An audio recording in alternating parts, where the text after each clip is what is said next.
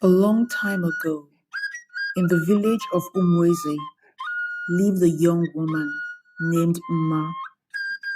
Her name meant beauty, and she was kind, hardworking, and generous.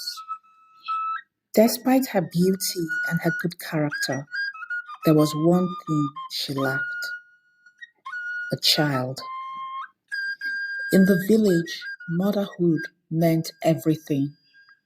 Women with many children were celebrated, while those with none were looked down upon. And so whispers followed Nma wherever she went. She is barren, they would say. What good is a woman who cannot carry a child? Her husband's second wife, Adaku, had 4 strong sons and never missed a chance to mock her. Even the goats in the yard can multiply, Adaku would laugh, but Nma's womb stays empty. Nma never replied.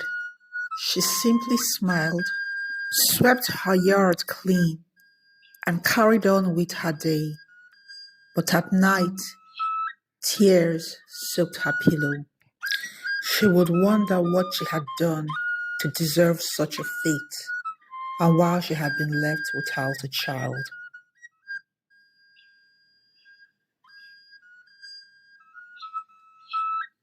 One morning, Nma decided to leave the village for a while. She went to stay with her distant aunt in a neighboring town, known for its herbal healers and quiet farmlands.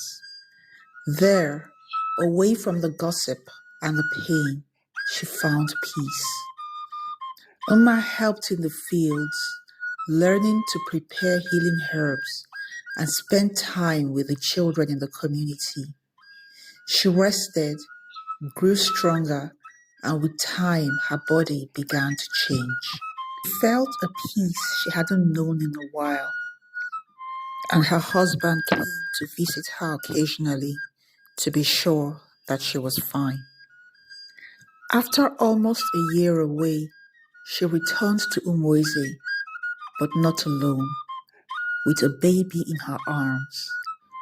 Gasps followed her through the village square. People spoke in hushed tones, in surprise. Is it her child? Could it be? Surely not Nma.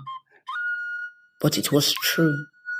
After years of waiting, Nma had become a mother, naturally and in her own time.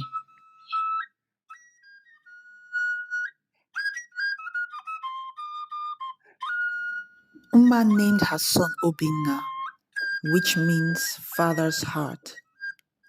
She raised him with quiet wisdom, teaching him kindness, humility, and discipline. Obinna did not grow up spoiled or wild.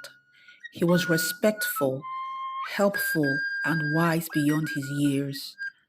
By age 10, he was already helping elders with their farms and leading his friends in solving small village problems. When a terrible drought came and food grew scarce, it was Obinna who helped organize the young ones to fetch water from the far stream and plant drought-resistant crops.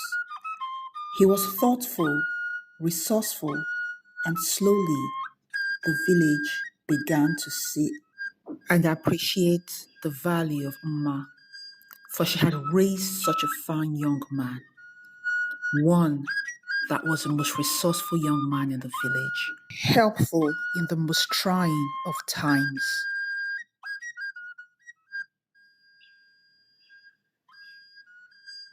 One evening, after the community gathering, the village elders stood before the people and spoke.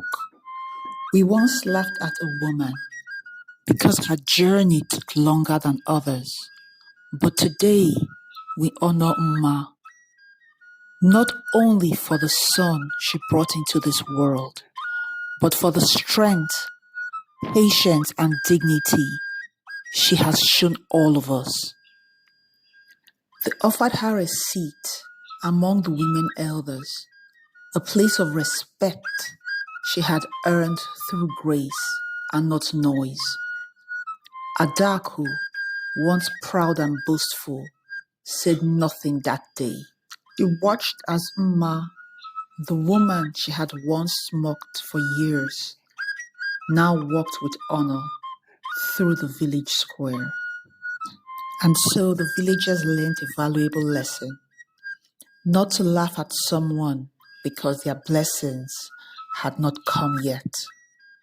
Every fruit ripens in its own season, and some are sweeter for the wait.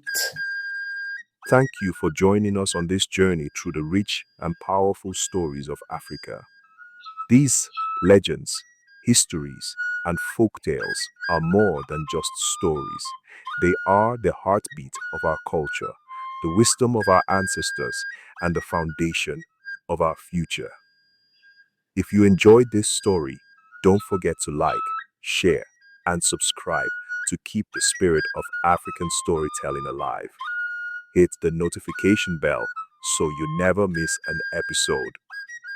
Until next time, may the wisdom of the past guide your steps, and may the voices of our ancestors always whisper strength and courage in your ears.